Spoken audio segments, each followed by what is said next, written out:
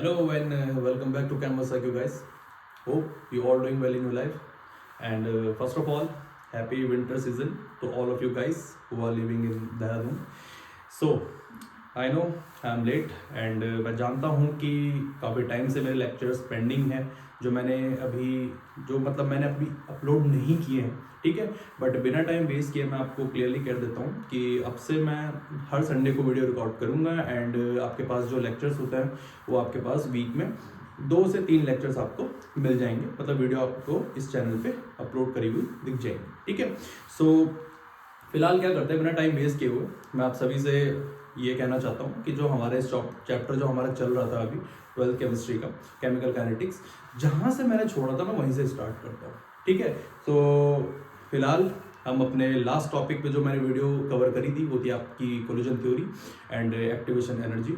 हम वहीं से शुरुआत करेंगे क्योंकि उसके बाद इस चैप्टर के लिए मेरे पास एक लास्ट टॉपिक बचता है जो कि है अरेनियस इक्वेशन, ठीक है। तो अरेनियस इक्वेशन एक्चुअली में बोर्ड के पर्पज से देखा जाए तो इंपॉर्टेंट टॉपिक है ही, ठीक है। मैं आपको इसमें बताऊंगा भी कि किस टाइप के क्वेश्चंस आपसे पूछे जाते हैं और इसमें मैं प्रॉपर बिल्कुल बेसिक से स्टार्ट करूंगा, ठीक है। तो चलिए फिर बिना टाइम वेस्ट किए हुए लेक्चर को स्टार्ट करते हैं। एंड फर्स्ट ऑफ ऑल फिर से मैं आपसे ये कहना चाहूँगा कि थैंक यू सो मच, आप लोगों ने सपोर्ट किया इतना, ठीक है। एंड प्लीज़ अब से जो लेक्चर्स आएंगे उनको भी सपोर्ट करते रहिए। एंड प्लीज़ 12th आपका नज़दीक है, सीबीएसई बोर्ड एग्ज़ाम नज़दीक है, 28 Feb को आपका केमिस्ट्री का एग्ज़ाम है, तो प्लीज़ मेरे से जितना हो सकता है मैं आपकी हेल्प करूँगा, ठीक है।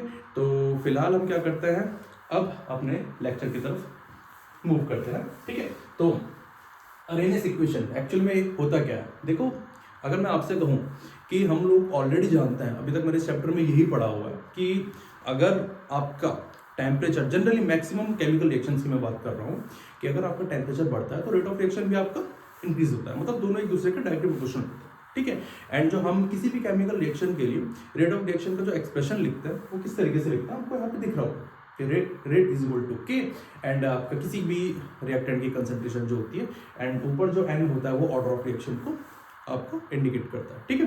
बट अगर मैं आपसे कहूँ कि अरेनियस इक्वेशन एक्चुअल में होता क्या और ये आया कहाँ से कॉन्सेप्ट इसका, तो इसके लिए हमको समझना पड़ेगा कि जब भी मैक्सिमम केमिकल रिएक्शंस में कोई भी आपने अगर देखा होगा कोई भी मैक्सिमम रिएक्शन जो होती है हमारे पास, जब भी कोई भी मैक्सिमम हमारे पास केमिकल रिएक्शंस होती हैं उसमें अगर हम टेम्परेचर को राइज करते हैं, अब वो राइज कितना करते हैं ध्यान रखना, अगर हम टेम्परेचर को थोड़ा सा बढ़ाते हैं, कितना बढ़ाते हैं 10 डिग्री सेल्सियस, ठीक है। अगर हम टेम्परेचर को 10 डिग्री सेल्सियस बढ़ाते हैं तो उसका डायरेक्टली इंपैक्ट हमारा पड़ता है किसमें, रेट कांस्टेंट में, ठीक है। और रेट कांस्टेंट पर डायरेक्टली इंपैक्ट कैसे पड़ता है, वो पड़ता है आपके पास कि रेट कांस्टेंट डबल हो जाता है, ठीक है। मतलब मेरे कहने का मतलब आप बड़े ध्यान से समझना, मैं कहने का चाह रहा हूँ, मैं कह रहा हूँ कि जनरली जितनी भी हमारी केमिकल रिएक्शंस होती है अगर हम उसमें टेम्परेचर को क्या करते हैं अपना इंक्रीज करते हैं, अब कितना इंक्रीज कर रहे हैं 10 डिग्री सेल्सियस अगर उसको इंक्रीज करते हैं तो उसका डायरेक्टली इंपैक्ट जो पड़ता है वो किस पे पड़ता है, रेट कांस्टेंट पे, ठीक है। और रेट कांस्टेंट पे कैसे इंपैक्ट पड़ता है, वो क्या हो जाता है,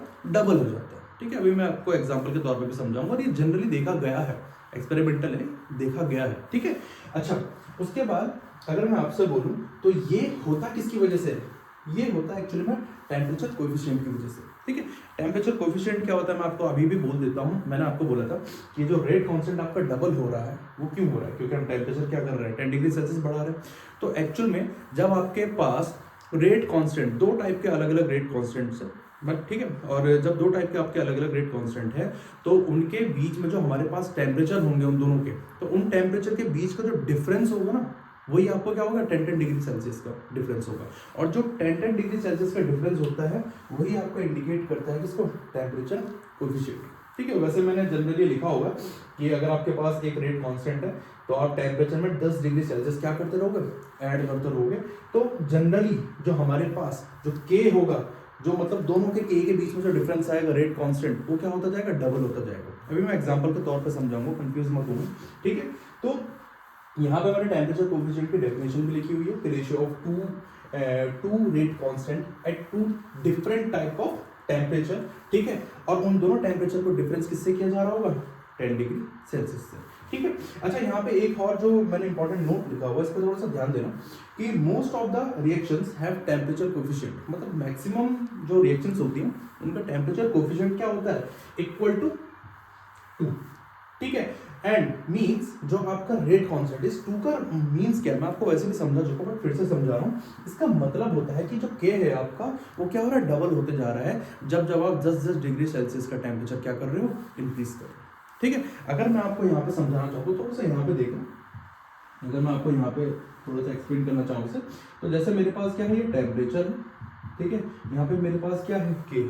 तो अगर आप चेक करोगे तो यहाँ पे देखना कि जैसे टेम्परेचर मान लो अभी 10 डिग्री सेल्सियस है, फिर 20 डिग्री है, फिर 30 डिग्री है, एंड फिर 40 डिग्री सेल्सियस। ठीक है, तो यहाँ पे क्या होगा, जैसे के अभी 10 डिग्री सेल्सियस पे मेरे पास एक्स का, तो जैसे ही मैंने यहाँ पे 10 से 20 मतलब यहाँ पे कितने डिग्री सेल्सियस का गैप है, 10 डिग्री सेल्सियस का गैप है, दो अलग अलग टेम्परेचर है ना। तो अब जो मेरा रेट कांस्टेंट है उस पर भी इम्पैक्ट पड़ेगा, ऑब्वियस सी बात है। तो जब उस पर इम्पैक्ट पड़ेगा तो मेरे पास क्या होता है, मेरे पास यहाँ पे आ जाएगा 2x, क्यों, क्योंकि डबल हो रहा है। ठीक है, सेम 20 से 30 10 डिग्री सेल्सियस का डिफरेंस, तो 2x से क्या हो जाएगा, 4x हो जाएगा, डबल हो रहा है ये। ठीक है, अच्छा अब ये डबल हो रहा है, फिर उसके बाद आप यहाँ पे चेक करना 30 से 40 10 डिग्री सेल्सियस। ठीक है, और ये इस तरीके से 16x, मतलब डबल हो रहा है। ठीक है, 4 4 जा 16, उस तरीके से जैसे x था, x से 2x हो गया, 2x से आपका क्या हो गया, 4x हो गया। ठीक है, इस तरीके से आपकी चीजें चलती रहेंगी, लेकिन तब जब आपका जो टेम्परेचर कोफिशिएंट जो डिफरिंग कर रहा है आपके दो अलग अलग टेम्परेचर को 10 डिग्री सेल्सियस से, ठीक है, यही आपका जिम्मेदार होता है रेट कांस्टेंट को डबल करने में। ऐसा देखा गया है, और ऐसा किस में देखा गया है, ऐसा देखा गया है हमारा अरेनियस इक्वेशन में। ठीक है, तो अभी फिलहाल ये तो मेरा बिल्कुल बेसिक था अरेनियस इक्वेशन का, कि जो आपका टेम्परेचर कोफिशिएंट है वो क्या होता है, मैंने आपको एक्सप्लेन किया, और अरेनियस इक्वेशन यहीं से ही आपका स्टार्ट होता है। और अभी मैं आपको ना इसका मिलता जुलता जो है एक फॉर्मूला आता है, वो एक्टिवेटेड कॉम्प्लेक्स जो मैं आपको बता रहा था एक्टिवेशन एनर्जी के केस में, ठीक है, वहीं से ही मैचिंग होता है इसका फॉर्मूला। तो हम उसी के बारे में बात करेंगे, और मैं आपको पूरा डिराइव करके दिखाऊंगा कि वो जो थ्योरी थी आपकी या जो डेरिवेशन थी वो किस तरीके से आई। ठीक है, बट फिलहाल आप क्या करिए, इतना स्क्रीनशॉट ले लीजिए, फिर हम थोड़ा सा आगे चलते हैं।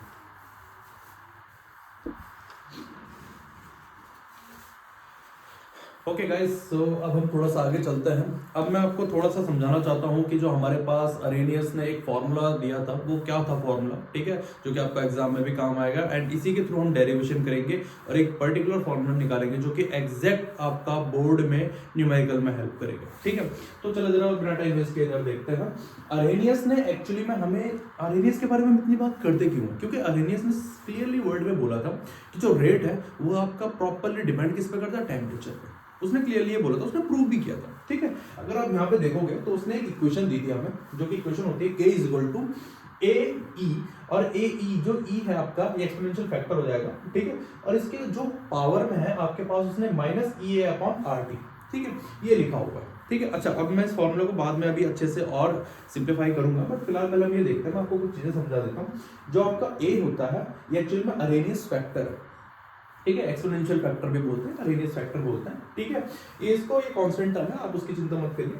ई ए जो होता है आपके पास ये वाला ई ए, ये एक्चुअल में एक्टिवेशन एनर्जी को इंडिकेट करता है। ठीक है, देन उसके बाद आर जो होता है आपका वो क्या है, गैस कांस्टेंट है, जिसकी वैल्यू ऑब्वियस सी बात है 8.314 आप 11 से पढ़ते हुए आ रहे हो। ठीक है, जूल पर केल्विन के फॉर्म में, ठीक है, जूल पर मोल केल्विन के फॉर्म में।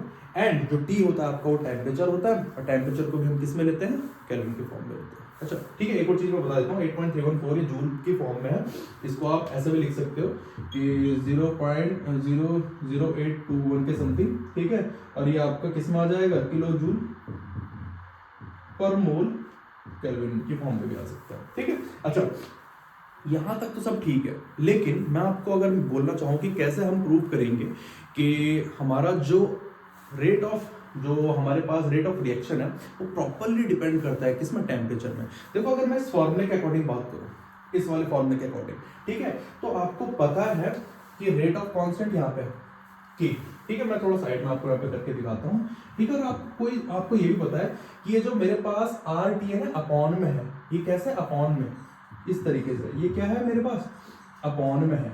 ठीक है, अगर मैं यहाँ पे बोलना चाहूँ ई ए अपॉन आर टी, इस तरीके से अपॉन में है, तो टेम्परेचर मेरा जब भी अपॉन में रहता है तो आपको पता होगा कि कोई भी चीज अगर हम टेम्परेचर को बाय चांस मान लो मैं इंक्रीज कर रहा हूँ ऐसे, टेम्परेचर को मैं क्या कर रहा हूँ, बाई चांस मान लो मैं इंक्रीज कर रहा हूँ, ठीक है। तो अगर मैं टेम्परेचर को इंक्रीज कर रहा हूँ तो मतलब मैं यहाँ पे अगर जैसे बाई चांस मान लो मैंने 600 डिग्री सेल्सियस कुछ मैंने यहाँ पे एक टेम्परेचर लिया, तो मैं जितना भी यहाँ पे बड़ी वैल्यू लूंगा, मतलब टेम्परेचर की जितनी भी बड़ी वैल्यू लूंगा, तो ये जो ये टर्म है ना मेरा ई की, ये ए ई की, ये पूरा का पूरा जो वैल्यू आएगी, या फिर ये पूरी की पूरी जो ई अपॉन आर टी जो वैल्यू आएगी सॉल्व होकर बहुत छोटी आएगी, है ना। वो क्या आएगी सॉल्व करके, बहुत ही छोटी आएगी। भाई लॉजिकल चीज समझो ना, टेम्परेचर तो मेरा अपॉन पे है, ठीक है, और टेम्परेचर जब मेरा अपॉन पे है तो अगर मैं टेम्परेचर को बढ़ाता हूँ, मैं टेम्परेचर को क्या करता हूँ, इंक्रीज करता हूँ, तो जैसे बाई चांस मान लो 1/600 डिग्री सेल्सियस है, तो मैं अगर इसको 1/600 से डिवाइड करूंगा, जितनी बड़ी वैल्यू से डिवाइड करूंगा उतनी ही मेरी यहाँ पे छोटी वैल्यू आएगी। तो सेम मैं वही तो कह रहा हूँ कि जब मैं टेम्परेचर अगर मेरा बहुत ही ज़्यादा इंक्रीज हो रहा है, मैं यहाँ पे टेम्परेचर के बदले वो एक बड़ी वैल्यू रख रहा हूँ जो कि मैंने बहुत ज़्यादा इंक्रीज कर रखा है, ठीक है। तो इस पूरे को जब मैं सॉल्व करूँगा ऊपर की, तो कैसी वैल्यू आएगी, बहुत स्मॉल वैल्यू आएगी, ठीक है। अच्छा एक और चीज़, ये जो स्मॉल वैल्यू है यहाँ पे, इसको मैं इंडिकेट करता हूँ किससे, नेगेटिव से। तो ये स्मॉल वैल्यू को मैं किससे इंडिकेट कर रहा हूँ, नेगेटिव से, क्योंकि बोला बहुत छोटा रहा है तो मैंने उसको इंडिकेट किया नेगेटिव से। अच्छा यहाँ पे सॉल्व करके आए जो वैल्यू नेगेटिव, और यहाँ पे जरा फॉर्मूला में चेक करो वो भी क्या है, नेगेटिव। तो नेगेटिव नेगेटिव आपका क्या बन जाता है, पॉजिटिव। इट मीन्स हम ये कहते हैं, मतलब ये एक फैक्टर है, बस समझाने के लिए कह रहा हूँ मैं आपको, कि जब भी मैं टेम्परेचर को इंक्रीज करता हूँ, ठीक है, तो वो क्या कर रहा है, वो पॉजिटिव इंपैक्ट दिखा रहा है आपका किसमें, रेट कांस्टेंट पे। कैसा इंपैक्ट दिखा रहा है, पॉजिटिव इंपैक्ट दिखा रहा है रेट कांस्टेंट पे। तो इट मींस मैं रेट कांस्टेंट को ऐसा लिख सकता हूँ ना, डायरेक्टली प्रोपोर्शनल टू टेम्परेचर, मतलब जैसे जैसे मैं टेम्परेचर बढ़ाऊंगा वैसे वैसे मेरा रेट कांस्टेंट भी बढ़ता जाएगा। ये सिर्फ मैं आपको समझाने के लिए कह रहा हूँ, जो कि बहुत ही इजी टर्म में एक साइड में आप रफ में इसको लिख के समझ सकते हो, ठीक है। ये एक मतलब प्रूफ करने के लिए फॉर्मूले, ठीक है। तो अगर बाई चांस मैं यहाँ पे ग्राफ प्रूफ करना चाहूँ के वर्सेस टी का, तो ग्राफ कैसे कर सकते हैं जरा चेक करना है आपको। जैसे यहाँ पे मेरे पास के है, यहाँ पे मेरा टी है, तो आपको पता है ना टेम्परेचर जैसे जैसे मैं बढ़ाऊंगा, तो अगर मेरा लेफ्ट टू राइट टेम्परेचर बढ़ रहा है, तो टेम्परेचर बढ़ाने से मेरा के भी तो बढ़ेगा, तो के भी मेरा क्या हो जाएगा, इस तरीके से ऐसे बढ़ता जाएगा, ठीक है। और बढ़ता जाएगा, तो फिलहाल आप ना इसको इस तरीके से लिखिए, अगर आपको बढ़ाना ही है इसको स्लोप की फॉर्म में डायरेक्ट ऐसे इंक्रीज तो हो रहा है, ठीक है। तो मैं उसको ऐसे मतलब वो स्लोप वो मैंने गलत बना दिया था, बट आप इस तरीके से इसको कर सकते हो, क्योंकि मेरा टेम्परेचर अगर इंक्रीज हो रहा है लेफ्ट टू राइट में, तो मेरे साथ साथ साथ में मेरा के भी क्या होता रहेगा, इंक्रीज होता रहेगा, ठीक है। तो यही उन्होंने अरेनियस ने प्रूव किया था अपने एक फॉर्मूले को गिवन करके। अब मैं क्या करता हूँ, अब मैं आपको यहाँ पे ये जो फॉर्मूला है इसको मैं सिंप्लीफाई करके दिखाता हूँ, ठीक है। और फिलहाल मैं इस वीडियो में इस फॉर्मूले को सिर्फ सिंप्लीफाई करके ही दिखाऊंगा, ठीक है। अच्छा एक और चीज़ मैं आपसे एक और चीज़ मैं क्लियर करना चाहता हूँ, ठीक है, कि कभी भी आप कभी भी देखना कि कोई भी आपके पास जो कोई भी एक केमिकल रिएक्शन है, जैसे हाइड्रोजन और आयोडीन है, जैसे ये वाली, इसी को ले लेते हैं H2 plus I2 gives 2HI, जैसे यही केमिकल रिएक्शन है मेरे पे, ठीक है। तो कहते हैं कि बोला जो आपके पास इस तरीके से ये 2HI बना रहा है ना, तो ऐसा ये दिखने में HHI, तो एक इंटरमीडिएट कॉम्प्लेक्स बनता है कि जब आपके पास क्या होता है, H और I के बीच में से, HH के बीच में से बॉन्ड टूटता रहेगा, I के बीच में से बॉन्ड टूटता रहेगा, और ये बॉन्ड किन के बीच में बनता रहता है, ऐसे। मतलब मैं थोड़ा इंडिकेट कर रहा हूँ कि H और I के बीच में बॉन्ड बनता रहता है, तो फाइनली मेरे पास क्या बनता है, HI ऊपर बॉन्ड बना लेता है और HI ऊपर बॉन्ड बना लेता है, ऐसे ही तो बनता है, तभी तो 2HI है। तो ये जो मेरे पास है ना, ये आपके पास इंटरमीडिएट है, क्या ये आपके पास एक इंटरमीडिएट है। और आपको पता है ये जो इंटरमीडिएट है ना, बोला ये हमको प्रॉपर्ली किसने बोला था, ये अरेनियस ने बताया था हमें, अरेनियस ने प्रूव किया था कि अगर आपको बोला हाइड्रोजन और आयोडीन को मिक्स करना है, तो हाइड्रोजन आयोडीन को मिक्स करने के लिए पहले उन दोनों को क्या करना पड़ेगा, कोलाइड करना पड़ेगा। जब वो कोलाइड करेंगे तो एक इंटरमीडिएट बनाएंगे, जो कि कुछ टाइम के लिए होगा, अनस्टेबल प्रोडक्ट होगा, इंटरमीडिएट होगा, कुछ टाइम के लिए होगा, लेकिन जब तक वो कोलाइड नहीं करेंगे ना, तब तक वो आपका प्रोडक्ट नहीं बनाएंगे। और ये अरेनियस ने बोला था, और आप ये कॉन्सेप्ट पढ़ चुके हो किसमें, कोलिजन थ्योरी में, है ना, पढ़ चुके हो ना कोलिजन थ्योरी में, ठीक है। तो मैं इस रिएक्शन में दोबारा से नहीं जाऊंगा, अगर जिसको देखना है तो मैं यहाँ पे आई बटन पे आपको लिंक मैं दे दूंगा, मैं आई बटन पे आपको वैल्यू वो यूट्यूब वीडियो दे दूंगा, जो मैंने पहला लेक्चर लिया था, आप वहाँ से उसको देख सकते हो, एक्टिवेटेड कॉम्प्लेक्स थ्योरी की, और जो मैंने कोलिजन थ्योरी एक्सप्लेन करी थी। तो मैं ये कह रहा हूँ जो इंटरमीडिएट बना या फिर ये जो लास्ट में प्रोडक्ट बना, ठीक है, तो ये जो है सारा का सारा ये अरेनियस ने ही हमको समझाया, ठीक है। तो अब फिलहाल मैं इस वीडियो को, ताकि ज़्यादा लेंदी ना हो जाए, मैं इस वीडियो में अभी फिलहाल जो है मैं आपको ये जो फॉर्मूला है हमारा, मैं इसको सिंप्लीफाई करके दिखाऊंगा, क्योंकि नेक्स्ट वीडियो में मैं आपको प्रॉपरली समझाऊंगा कि अरेनियस जो इक्वेशन है आपका वो डिराइव करके कैसे आया था एक फार्मूला, और वही फार्मूला आपका बोर्ड एग्जाम में किस तरीके से हेल्प करेगा। ठीक है, तो चलिए प्लीज पहले इतना नोट कर लीजिए, तब हम आगे चलते हैं। चलिए गाइस, तो अब थोड़ा सा हम आगे चलते हैं। मैंने आपको बोला था कि मैं अरेनियस इक्वेशन को अब क्या करके दिखाऊंगा आपको, अब मैं उसको सिंप्लीफाई करके दिखाऊंगा। ठीक है, तो सिंप्लीफाई करके थोड़ा सा ध्यान देना है। यहाँ पे हमको पता है कि अरेनियस इक्वेशन होता है k is equal to a e की power minus E A upon R T. ठीक है, मैंने आपको काफी चीजें बताई थी कि जो माइनस ई ए होता है, जो ई ए होता है आपका, वो एक्चुअल में एक्टिवेशन एनर्जी होता है, आर गैस कांस्टेंट, टी आपका टेम्परेचर, और जब ए होता है वो अरेनियस फैक्टर होता है। ठीक है, मैं ऑलरेडी पहले भी आपको बता चुका हूँ, जिसको हम प्री एक्सपोनेंशियल फैक्टर भी बोलते हैं। ठीक है, और ये सब जो ये बाकी का ये जो पूरा ये वाला फैक्टर है ना, ये क्या इंडिकेट करता है, ये इंडिकेट करता है फ्रैक्शंस ऑफ मॉलिक्यूल्स। बोला जो मॉलिक्यूल्स होते हैं उनकी हमेशा जो काइनेटिक एनर्जी होती है वो आपकी एक्टिवेशन एनर्जी से भी ज़्यादा होती है, ये उसको इंडिकेट करता है। और ये सारा का सारा होता है आपका एक्टिवेटेड कॉम्प्लेक्स थ्योरी, जो कि हमने पढ़ी थी एक्टिवेशन एनर्जी में। ठीक है, तो मैं फिर बोल रहा हूँ, मैं आई बटन में आपको वीडियो दे दूंगा, आप वहाँ से इस वीडियो को देख के एक्टिवेशन एनर्जी का कॉन्सेप्ट क्लियर कर सकते हैं। ठीक है, बट चलो थोड़ा यहाँ पे इसको सिंप्लीफाई करते हैं। बाई चांस मान लो मेरे पास क्या है, ये एक फैक्टर ये है, एक फैक्टर ये है, तो अगर मैं आपसे कहता हूं कि मैं बोथ साइड क्या करता हूं, take both side natural log, अगर मैं नेचुरल लॉग को बोथ साइड लेता हूं तो मेरे पास आ जाएगा natural log K is equal to natural log A E, और यहाँ पे ई की पावर में आ जाएगा minus E upon R T. अब बड़े ध्यान से देखना, आपको ऑलरेडी पता होगा कि इनका वो जो फॉर्मूला होता है लॉग, जो हमने या फिर नेचुरल लॉग का फॉर्मूला पढ़ा है, एक्स या वाई, या फिर आप लॉग एम एन का फॉर्मूला लिख लीजिए। तो लॉग एम एन का फॉर्मूला होता है, आपको पता होगा, लॉग एन इंटू एन का फॉर्मूला होता है log N plus log N. ठीक है, अब देखो मैं भी लॉग की बात नहीं कर रहा यहाँ पे, क्योंकि नेचुरल लॉग है तो इसमें भी सेम यही फॉर्मूला लगेगा। तो जब मैं फॉर्मूला लगाता हूँ इसमें, तो मेरे पास आ जाएगा एल एन ए आपका अलग हो जाएगा।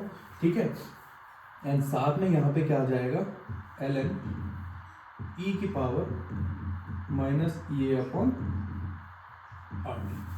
ठीक है, यही होता है ना, एक्चुअल में यही फॉर्मूला होता है। बट हमेशा ध्यान रखना कि यहाँ पे भी थोड़ा जो एल एन ई की पावर एक्स होती है, इसका भी एक फॉर्मूला होता है हमारे पास, वो आपको याद है, मैंने आपको समझाया भी था। अगर ई की पावर में कुछ भी होता है, मतलब लॉग ई की पावर में कुछ भी होता है, तो वो आगे आ जाती है और लॉग ई बन जाता है, तो ये आ जाएगा minus E A upon R T.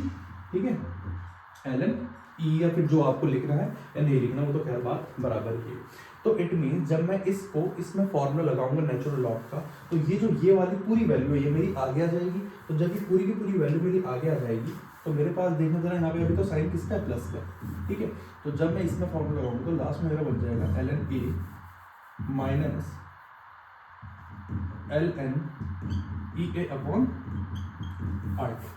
यही होता है ना, ये तो बेस की फॉर्म में, इसको लिखो या ना लिखो वो तो बात बराबर ही है, और अगर लिखना भी होगा तो उसमें कोई प्रॉब्लम नहीं होगी। बट फिलहाल मेरे पास यही आएगा सिंप्लीफाई करके, और यहाँ पे आ जाएगा एल एन की। ठीक है, अब देखो इसका यूज क्या है, तो मैं इसका यूज आपको बताऊंगा कि जब मैं एल एन के एंड यहाँ से 1/t, मतलब मैं यहाँ से 1/t, इनके बीच में मैं क्या ड्रॉ करूंगा, जब मैं ग्राफ ड्रॉ करूंगा। ग्राफ ड्रॉ करने के लिए आपको पता है, मैथ वाले बच्चों तो आपको आइडिया ही होगा, हम क्या करते हैं, y is equal to M X plus C, इसी तरीके से करते हैं, जिसमें हमको ऑलरेडी आइडिया होता है कि जो c होता है वो मेरा क्या होता है, इंटरसेप्ट वाला पॉइंट। ठीक है, तो मैं आपको अभी इसमें बताऊंगा इंटरसेप्ट क्या है। x जो होता है मेरा वो क्या होता है, वो मतलब x एक्सिस वाला, ऑब्वियस सी बात है x एक्सिस पे आएगी। ठीक है, m जो होता है मेरा, अब ये इस पे ध्यान देना, ये आपका स्लोप को इंडिकेट करता है, और y तो आपको पता ही है, y एक्सिस पे हमारी कौन सी चीजें आती है। ठीक है, तो देखो ये सारी चीजें मैं आपको बता देता हूँ। जो c इस फॉर्मूले में मैं यहाँ पे जो मेरे पास सिंप्लीफाई करके आया था, मैं इसको कैसे इंडिकेट कर सकता हूँ। देखो बड़े ध्यान से देखना, यहाँ पे आपके पास, मैं इधर थोड़ा सा यहाँ पे देख लेना, जो स्लोप, पहले स्लोप से पहले मैं आपको बता देता हूँ कि जो c इंटरसेप्ट पॉइंट होता है आपका, इंटरसेप्ट पॉइंट आपका आएगा L N A, intercept point आपका आएगा एल एन ए। ठीक है, देन उसके बाद आपका जो दूसरा पॉइंट होता है एम, मैं स्लोप की बात कर लेता हूँ जो कि बहुत इंपॉर्टेंट है। स्लोप आपके पास आएगा माइनस का ई ए अपॉन आर।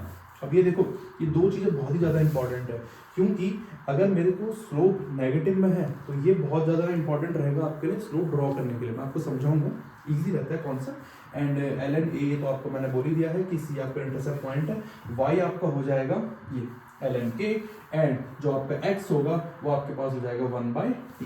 ठीक है, ये जो एक्स है, ये जो 1/t है, ये हो जाएगा मेरा एक्स। तो प्लीज इसको नोट करिए, क्योंकि अब मैं आपको ग्राफ ड्रॉ करके दिखाऊंगा जो कि कॉम्पिटिटिव एग्जाम में भी आपके पास जरूर आ सकता है, या फिर बोर्ड एग्जाम में, या फिर कोई भी टाइप का एग्जाम देना चाहो, अगर उसमें उसका इस लेवल का क्वेश्चन आए तो इसका कंफर्म रहता है आने का। ठीक है, तो प्लीज इसको नोट कर लीजिए।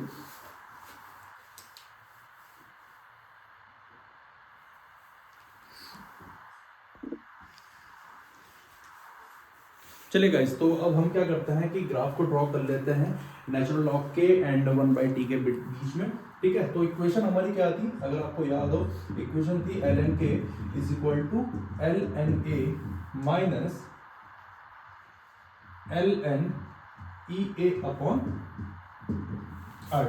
ठीक है, यही थे, आपको आइडिया होगा। एंड अब यहाँ पे क्या होता है, देखो मैं आपको बहुत क्लियरली कर देता हूँ यहाँ पे कि मेरे पास पूरी इक्वेशन भी आ चुकी है, और मैं आपको अभी अभी बता चुका हूँ, ये पूरा का पूरा इंडिकेट होता है मेरा y is equal to M X plus C से। तो देखो बिना टाइम वेस्ट किए हुए क्या करते हैं, पहले अपनी एक एक्स एक्सिस बना देते हैं, सॉरी वाई एक्सिस बना देते हैं, फिर हम यहाँ पे अपनी एक एक्स एक्सिस बना देते हैं। ठीक है, तो ये मेरे पास है वाई एक्सिस आ जाएगी, सॉरी एक्स एक्सिस आ जाएगी, और ये वाई एक्सिस। ठीक है, अब देखो भाई ध्यान से देखना, वाई एक्सिस मेरा इंडिकेट करता है एल एन के, तो मैं यहाँ पे लिख रहा हूँ एल एन के। ठीक है, एंड जो मेरे पास यहाँ पे एक्स एक्सिस होगा उसको मैं इंडिकेट करता हूँ, मैंने आपको अभी समझाया भी था, ये होता है मेरा 1/t। ठीक है, मतलब ये 1/t को इंडिकेट कर रहा होगा। अच्छा, अब थोड़ा सा यहाँ पे ध्यान देना कि यहाँ पे ln k भी हो गया आपके पास, ln आपके पास 1/t के फॉर्म में भी आ गया। ठीक है, इसको ln 1/t कर लेते हैं। ठीक है, ln 1/t।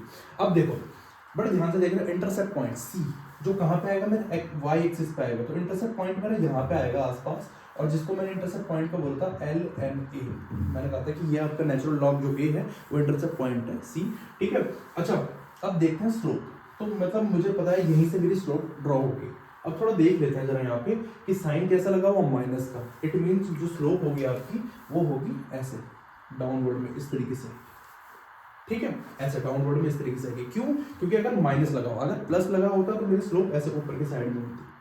ठीक है, यहाँ से इंटरसेप्ट पॉइंट से, बट मेरे पास स्लोप नेगेटिव में है, तो इसलिए मैं इसको कैसे डाउनवर्ड में, डिक्रीज में। और यहाँ पे स्लोप तो आपको पता ही है क्या होता है, मेरे पास माइनस का ई ए अपॉन, बस सिंपल, स्लोप भी हो गया मेरे पास, ग्राफ भी ड्रॉ हो गया, कितना इजी था, है ना। तो लेकिन इस फॉर्मूले से हमको क्या पता चला, इस फॉर्मूले से हमें ये पता चला, ये जो पूरा आपका सिंप्लीफाई करके मैंने लिखा था, कि यहाँ पे अगर आप टेम्परेचर को क्या करते हो, इंक्रीज करते हो, या फिर टेम्परेचर को इंक्रीज करने के अलावा या फिर आप एक्टिवेशन एनर्जी को डिक्रीज करते हो, तो इसका डायरेक्टली जो इम्पैक्ट पड़ेगा वो किस में पड़ेगा, रेट कांस्टेंट पे। जो रेट कांस्टेंट होगा वो भी आपका क्या हो जाएगा, इंक्रीज, या फिर आपके पास जो एक्सपोनेंशियल फैक्टर होता है, अरेनियस फैक्टर ए, वो क्या हो जाएगा आपका, इंक्रीज हो जाएगा। तो इस चीज का ध्यान रखना, यही आपका फॉर्मूला है जो कि आपको सिंप्लीफाई करता है और ग्राफ ड्रॉ करके बताता है। ठीक है, देखो ग्राफ बहुत सिंपल फॉर्म में है, y एक्सिस का आपके पास ln k ड्रॉ होगा, ठीक है, एंड x एक्सिस का आपके पास क्या ड्रॉ होगा, ln 1/t।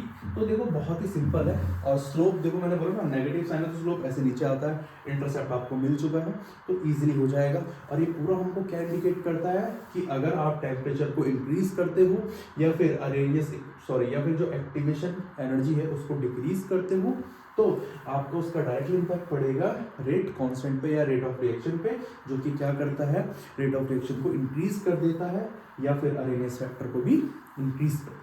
ठीक है, तो इस चीज का ध्यान रखना, मैं फिर बोल रहा हूँ, ये वाला जो लाइन है इसको नोट कर लेना। ठीक है, क्योंकि अब जो हम इसके बाद आने वाली वीडियो में हम क्या करेंगे, हम इस पूरे फॉर्मूले को क्या करेंगे, डिराइव करके दिखाएंगे, इस पूरे फॉर्मूले को अच्छे से डिराइव करेंगे और एक न्यू फॉर्मूला बनाएंगे सिंप्लीफाई करके, और वही फॉर्मूला आपका सीबीएसई बोर्ड के फाइनल एग्जाम में, या फिर जो आपके कॉम्पिटिटिव एग्जाम्स होते हैं, चाहे जेई में आए या फिर आपके नीट में आए, उसमें काम आएगा। ठीक है।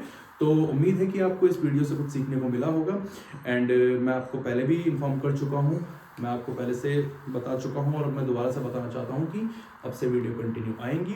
सो प्लीज़ बोर्ड नज़दीक आ रहे हैं, अपनी पढ़ाई अच्छे से करो, ठीक है। विंटर सीजन को अच्छे से एंजॉय करो। अब तो वैसे भी क्रिसमस भी आने वाला है, ठीक है। तो एडवांस में हैप्पी क्रिसमस, मैरी क्रिसमस, ठीक है। एंड प्लीज़ इनको अच्छे से नोट करिए एंड अच्छे से पढ़ाई करिए। एंजॉय भी होना चाहिए भाई, न्यू ईयर ऑब्वियस सी बात है, ठीक है। तो एंजॉय भी करो बट साथ में अपनी पढ़ाई भी कंप्लीट करो, ठीक है। अच्छा एक और चीज़ मैं आपको थोड़ा सा एक और अनाउंसमेंट कर देता हूँ वीडियो खत्म होने से पहले, ठीक है। अगर आपको कोई किसी भी केमिस्ट्री के ऐसे कोई भी क्रिटिकल टॉपिक होता है जिसमें कुछ प्रॉब्लम्स अगर आपको आ रही हैं तो मैं अपना इंस्टाग्राम चैनल अपना डिस्क्रिप्शन लिंक में डाल दूंगा, ठीक है, कैमवर्स IQ के नाम से। तो आप मुझे वहाँ से डायरेक्टली फॉलो भी कर सकते हैं, ठीक है। वहाँ पे मैं शॉर्ट्स वीडियो डालता हूँ केमिस्ट्री से रिलेटेड। एंड अगर आपको कुछ भी डाउट्स होते हैं, कोई भी डाउट्स अगर आपके पास होते हैं जो कि आप मुझसे पर्सनली कनेक्ट करना चाहते हो, आप मुझसे पर्सनली पूछना चाहते हो, तो मैंने व्हाट्सएप कम्युनिटी का लिंक जो होगा मैं डिस्क्रिप्शन में डाल चुका हूँ या फिर डाल दिया होगा मैंने, आप उससे मेरी व्हाट्सएप कम्युनिटी से भी ज्वाइन कर सकते हो, ठीक है। तो तब तक के लिए take care, good bye, see you, Tata.